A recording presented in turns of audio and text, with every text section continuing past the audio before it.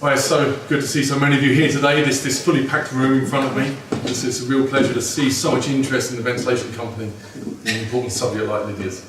For those of you who don't know, Lydia actually started working for Swegon, actually in Sweden, in France, before she started working in Sweden. So she started working for Bernard Avier down in Lyon, part-time, while she was also studying. And she made herself so useful there that when she came back to Sweden to finish off her studies, that we gave her a chance to do her examensarbete, her research thesis here at Swegon in Sweden. So Lydia's now been finishing her studies, but this is actually the, if you like, the examensarbete, the research project that she did, comparing both the French and the Swedish regulations to do with HVAC and energy, and then seeing what impact they had on innovation. Do they actually support innovation and help it to grow, or are they actually a hindrance? Now, Lydia, even though I've read that thesis a few times already, you know this subject much better than I do. So thank you very much for coming here today, and I will leave the floor to you to continue and tell us what you found out. Thank you very much. Right, thank you, John. As you can see, like John says, this is my current title of my thesis. And for a company that sells, for example, air handling units, selling the same products as the company did 20 years ago would not lead to any success. For example, selling air handling units that we did 20 years ago that we could not connect to other machines and to create solutions would not lead to any success. Now, innovation does not happen in a vacuum. There's no smart person sitting in a room and just coming up with a great solution that makes success. There's a lot of different factors that affect innovation. And of course, one of them is regulation, which is the one I've chosen to study. Now, the relationship between regulation and innovation is quite complicated, and there's something called a paradox between the two, since regulation is always based on the solutions we have today, or rather that we had 10 years ago, because it takes some time for regulations to come into effect, whereas innovation is always about going further and replacing the products that we have today that were the base for the regulations. And the type of regulation I've chosen to look at is called energy performance regulation. And it's a regulation that sets an objective for the consumption of energy for buildings, but without defining how this should be done. So what is the energy performance of a building? Well, it is how much energy consumes, and this can be either calculated or measured, and I'm going to get into this more later on in the presentation. And the word performance is also very important here, because before, the first building regulations were so-called prescriptive regulations, where the regulations said a good building in terms of energy is done this way, and set objectives, for example, the U values for walls, or the energy efficiency for air handling units. Whereas in the performance approach, they set just the overall objective, and then leaves it up to the market to find the best solution to live up to the objective. And when it comes to innovation, this performance solution or approach is considered to be good for innovation because it leaves it up to the market to find the best solution without saying how it should be done. And from a European perspective, in the EU, buildings consume 40% of the energy. So since the EU has a lot of environmental commitments, such as, for example, the Kyoto Agreement, of course they try to find ways to decrease this energy consumption. And in 2002, they gave out a directive called the Energy Performance of Buildings Directive, also called the EPBD. This was later transposed into national regulations and so-called EP Energy Performance Regulations. And there's differences between the countries, such as Sweden, for example. This is part of the National Building Code, PBR, whereas in France, for example, it's its own regulation. And the objective is, of course, better energy performance of buildings and decrease the energy consumed by buildings. And this is also objectives for the future, something called, in 2020, all buildings built in the European Union should be nearly zero energy buildings. And it's quite interesting with this directive because it is just a directive, so it sets a final objective, which is, for example, this 2020 by year, or nearly zero energy buildings by year 2020. But it leaves it up to the member states to define what is a nearly zero energy building, which means that there are differences between the countries in how they set up the regulation and so on. And the reason why I chose to study France and Sweden is because, like John said, I started my career with Swegon in France, working with the market introduction of an innovative product. And I noticed when I called my colleagues in Sweden, despite speaking Swedish, on regulation issues, we had no understanding. And that's when I realized there were large differences between the regulations in the two countries. So the purpose of my thesis is to shed some light on how these energy performance regulations can impact innovation in this HVAC sector. So I worked with some research questions. The one you see in bold is my main research question, whereas the ones below have more helped me guide my research to be able to answer that final question. So to get back to the picture I showed you a couple minutes ago with the goal of these energy performance regulations. Now, energy efficient innovations such as in HVAC can also contribute to this final objective, and therefore it's important that these regulations do not become a barrier to innovation. Unfortunately for me, there has not been a lot of scholarly research on this subject, so in order to perform my research, I had to broaden my search to look at environmental policy in general and regulations in general, and see what people had said before about how regulation can impact innovation. And that's when I formed my theoretical framework, for which I developed an analysis model that I will show you later. And this analysis model was used to analyze my data from, I did interviews and a desk study in both France and Sweden. So here's what we're going to go through the rest. I'm going to show you some earlier projects, and answer my first research question, show you my analysis model, the results analysis, and also my conclusions and some discussion. So, as I said before, there hasn't been much scholarly research on these energy performance regulations and innovations, but there have been some EU projects. And what's kind of interesting with them from a Swedish perspective is that most of them assume that there is a regulatory calculation method that complies with the EP regulation is based on a calculated value, whereas in Sweden, as we know, this is not the case. We use measured values. So that means that the results from these studies were interesting, but I could not use them for the Swedish part of the study since they hadn't used the Swedish model. Another thing that's interesting is how they define innovation within these projects. And innovation was a product that was not included in the regulatory method. So that means a product could be an innovation in France, for example, but not in Germany, because in Germany it was part of the calculation method.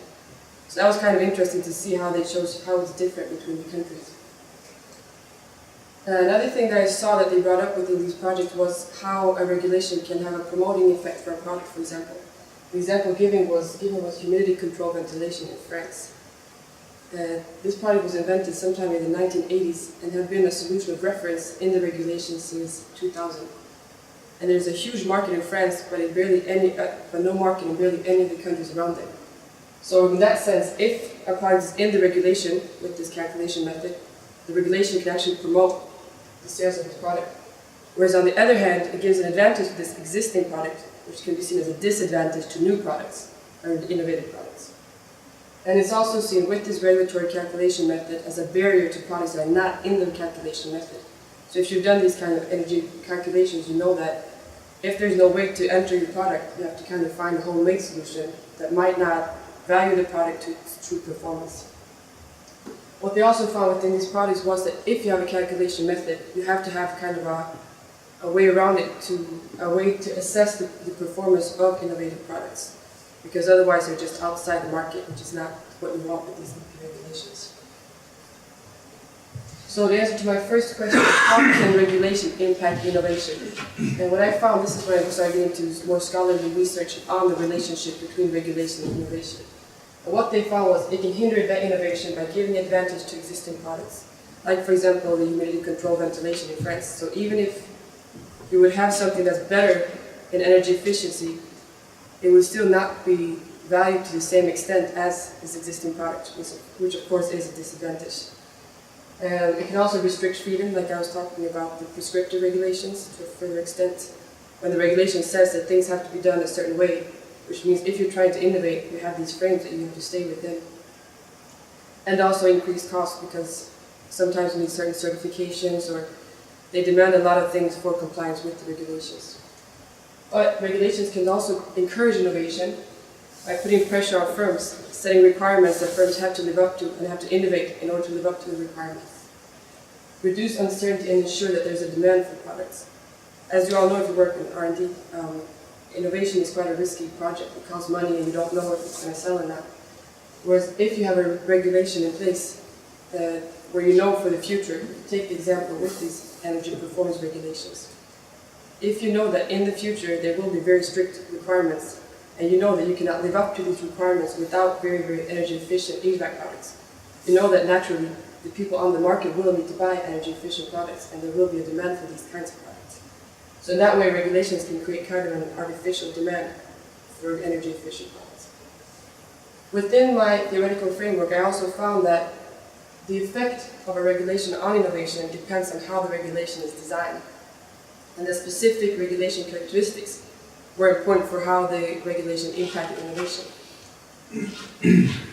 So of course, what characteristics do have an impact on innovation? So first I'm going to present to you my analysis model.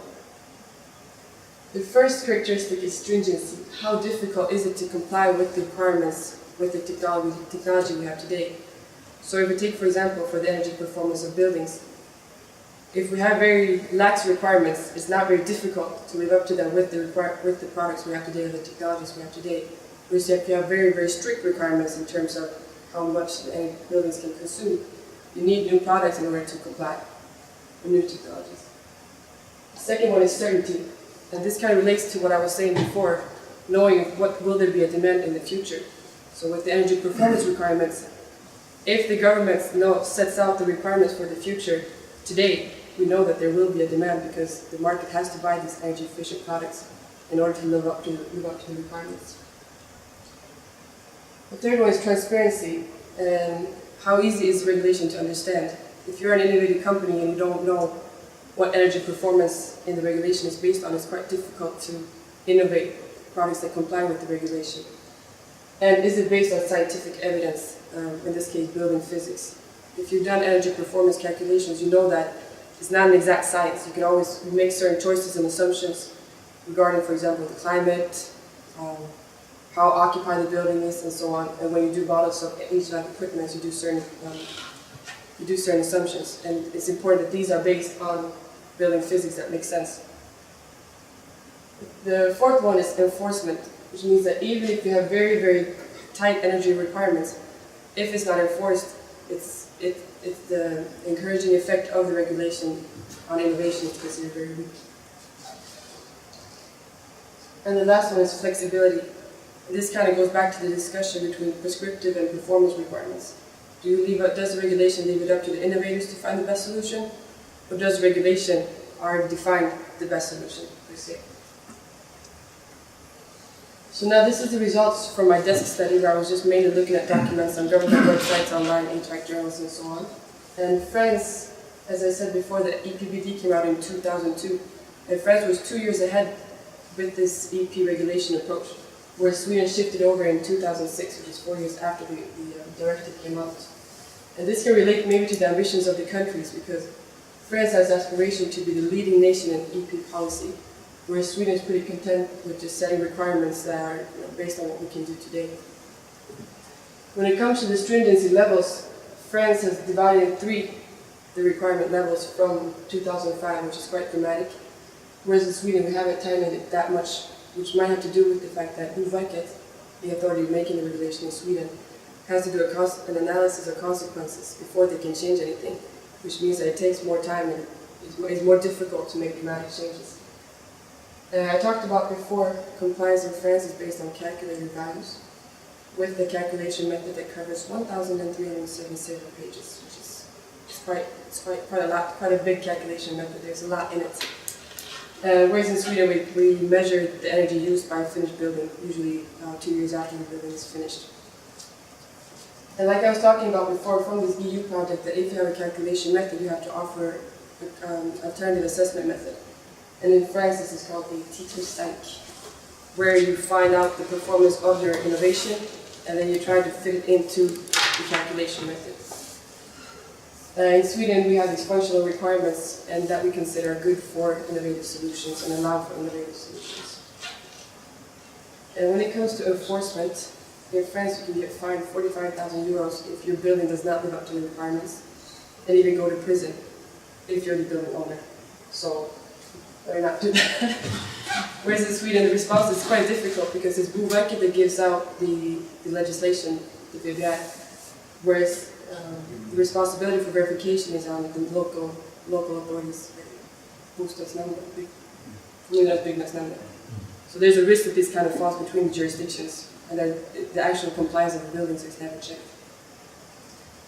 And some criticism against the French regulation is that it's too complicated, and in this calculation method, some parameters are given like too much impact on the final result, which relates back to what I was talking about, building physics and things kind of making sense and being logical. And also that the complexity of this method is a barrier to innovative industrial products. And this has to do with if you have a complex HVAC product, as we know there are some, for example, multi-functional units, which I can't say the name, and a very complex calculation method. Combining two complex concepts is quite difficult, and even in some cases impossible, which means that it's a barrier to more sophisticated HVAC products. In Sweden, the criticism mainly relates to the fact that the stringency levels are considered quite low by the industry. A lot of in this instance, the actors asked about the changes for the legislation say that they want stricter requirements and that they can live up to stricter requirements. And that what we can do today, we can actually live up to requirements that are a lot tighter than what they actually are. And also that the Swedish government or the Swedish authorities have not set levels for what the future will be. So today we know that they have tightened it in February 2015, but we don't know where the requirements will be for example, 2020, when we need to have nearly zero energy buildings. And that's something that the building construction sector has demanded, but that Boverket has not given out any directions for the future. And I also did interviews in both France and Sweden with 3 different actors. The first one was an industry representative. So in Sweden, that would be the Swedish Ventilation Association. 1 lawmaker, so somebody from the lawmaking authorities, and 1 consultant that worked with the regulation on a daily basis and was expected to know how it worked. And the industry in France said that the regulation is too complex and costs too much, and that it actually has led to less construction in France, which of course is negative for both sales and innovation in the extension. And that since the calculation method is so complex, the consultant used default values instead of the true values of the products, because it's just too much and they don't know how to enter everything. And in case you want to sell an innovative product on the French market, you need to go through this titre 5 process, otherwise it's kind of out the market. And the lawmaker in France said that only 1% of buildings are checked every year. And of course this can relate back to the complicated calculation method, because if you have 1,377 pages of calculation method and a modern building, that's a lot of data that you have to control. So it's understandable they don't have the resources to check more than that. The lawmaker also said that the way the regulation is set up, it actually forces energy efficient innovation. With the strict rule, for example, it makes the companies have to innovate products that live up to higher energy efficiency requirements. And according to the lawmaker, yes, the regulation is complex, but now 2 years after it came out, the consultants know how to apply it. And when I talked to the consultant, he agreed. He said, yes, the regulation is very tedious, very heavy, but if you need help with the software, there is help to be found.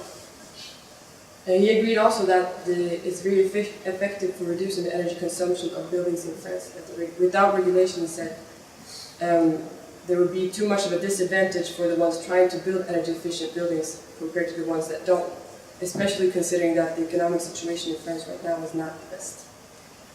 And he also agreed that the regulation has made emerging technologies that were just emerging 10 years ago are standard today. Because with the requirement levels the way they are, you cannot live up to the requirements without having modern, energy-efficient HVAC products. In Sweden, on the other hand, the industry representative said that yes, we want stricter requirements, because you cannot live up to strict requirements without good, high-performance HVAC equipment. So for them, it would be a good thing with tighter requirements. The lawmakers said that they have a pragmatic approach when it comes to measuring energy instead of having a calculation method. Because compared to a lot of our European friends, they avoid a lot of problems by not having this calculation method and just measuring the energy of the finished building. He also said that the enforcement is the weak link with what I said about the 2 jurisdictions, so national and local.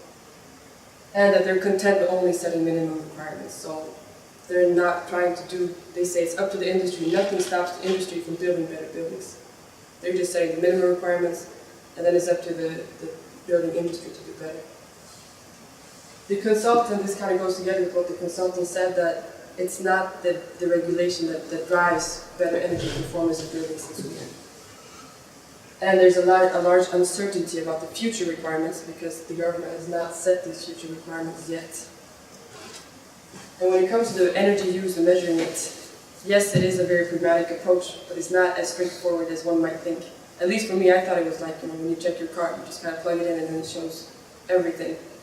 But he told me that it's not that easy. Sometimes it's not specified in the regulation what energy should be measured, for example. And there's a lot of projects such as Swegon that does that, but that's market projects. But from the regulation, it's not specified what should be measured.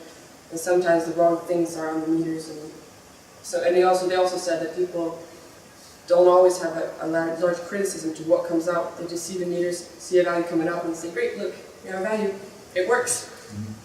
Or we're not critical enough to what we're actually measuring. And the consultant also said that after working in the sector for 30 years, he's never seen any sanctions for non-compliance with the building regulations.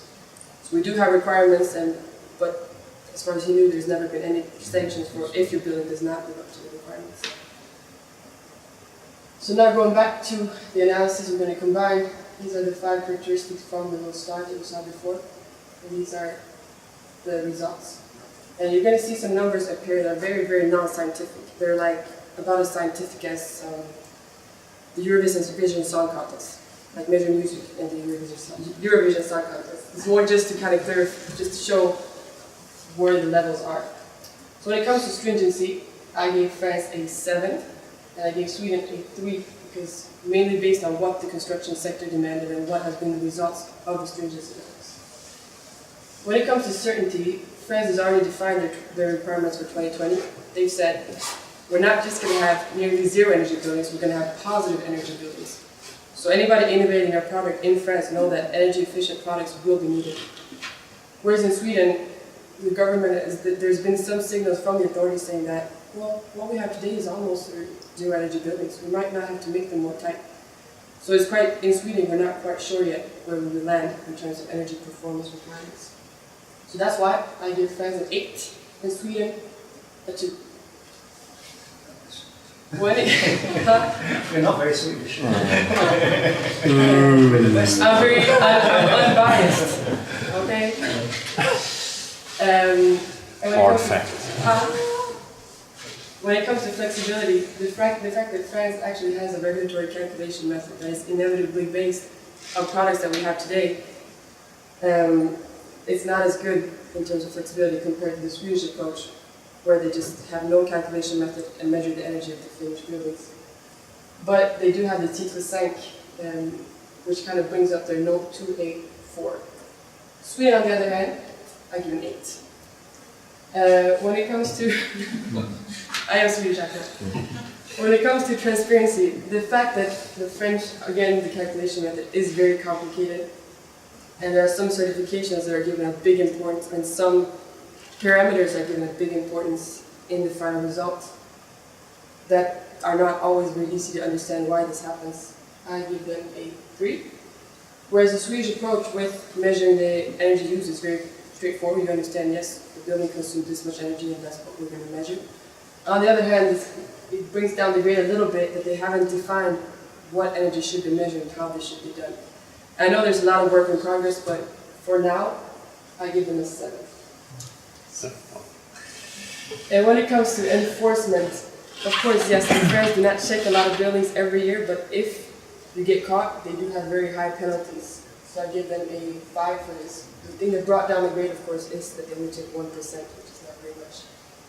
In Sweden, the fact that there's this big risk of it falling between the jurisdictions. And once again, I know there's a lot of work in progress with combining the two. For now, I just give them a 3.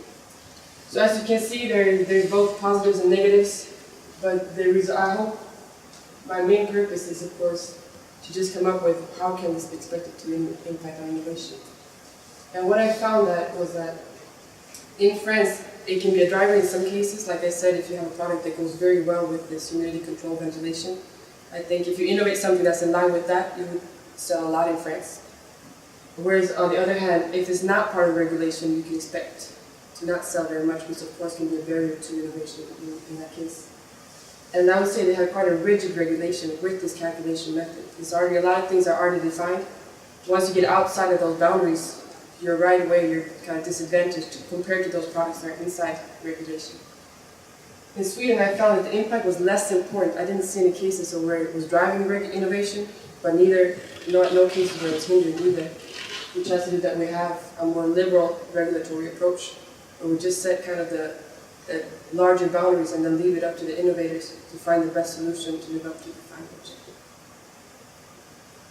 And so for an innovative HVAC company, the results of my study kind of indicate that knowing about these energy performance regulations is important for when you try to introduce an innovative product abroad. And I would say especially if you're a Swedish company where we have this liberal approach, I think it's good for us to understand that it's not the same case in other countries. And knowing whether the regulation in the other countries is rigid or liberal, we can know whether the market introduction of this product in a different country is a good idea or more a risky idea. Because otherwise the company risks having to spend both time and money and sometimes even in vain. And when it comes to future studies, I would actually find it very interesting to use this analysis model for future studies and analyze more countries and see, is this something that we can actually use as a tool for future market introductions. Thank you for listening.